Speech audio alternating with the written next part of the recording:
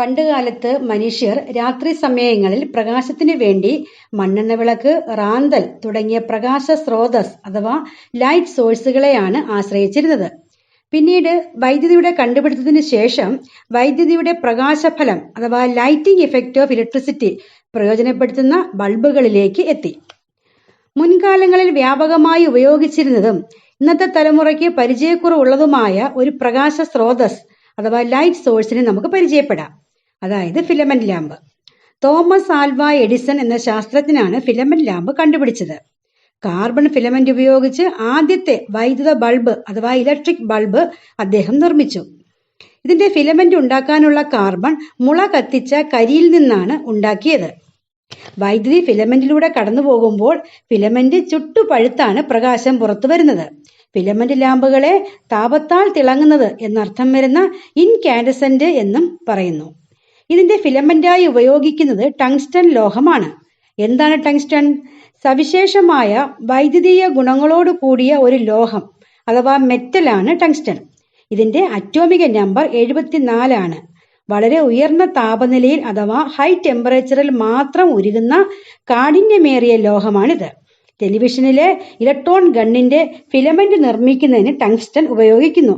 ഈ ലോഹത്തിന് വോൾഫ്രം എന്നും പേരുണ്ട്. ഫിലമെന്റ് ലാമ്പിൽ ഫിലമെന്റ് പ്രധാനമായും 2 തരത്തിൽ ഉപയോഗിക്കുന്നുണ്ട്.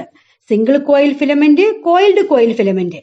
കോയിൽഡ് കോയിൽ ഫിലമെന്റ് ആണ് ഉപയോഗിക്കുന്നതെങ്കിൽ സിംഗിൾ കോയിലിനേക്കാൾ കൂടുതൽ പ്രകാശം ലഭിക്കും. വൈദ്യുത ബൾബിലെ ഫിലമെന്റ് നിർമ്മിക്കാൻ ടങ്സ്റ്റൺ ലോഹമാണ് ഉപയോഗിക്കുന്നതെന്ന് പറഞ്ഞല്ലോ.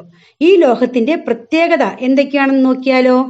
ഉയർന്ന പ്രതിരോധം അഥവാ ഹൈ റെസിസ്റ്റിവിറ്റി, ഉയർന്ന ദ്രവണാങ്കം അഥവാ ഹൈ മെൽറ്റിംഗ് പോയിന്റ്, നേർത്ത കമ്പികളാക്കാൻ കഴിയുന്നു അഥവാ ഹൈ ഡക്റ്റിലിറ്റി, ചുട്ടുപഴുത്ത് ധവളപ്രകാശം പുറത്തുവിടാനുള്ള കഴിവ് അഥവാ ability to emit white light in the white hot condition.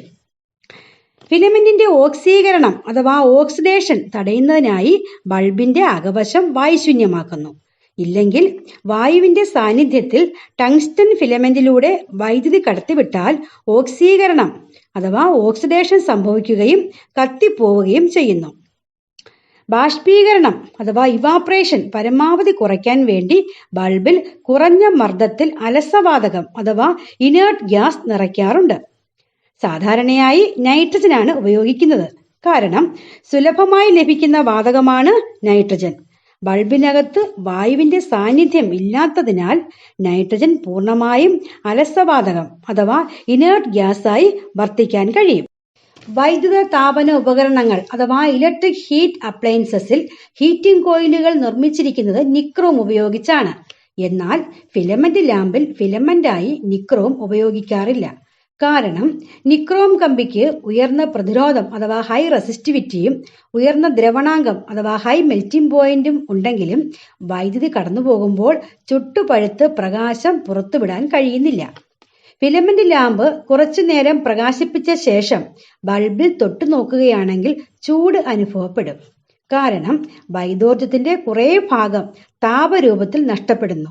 അതായത് ഊർജ നഷ്ടം അഥവാ എനർജി ലോസ് ഉണ്ടാകുന്നു.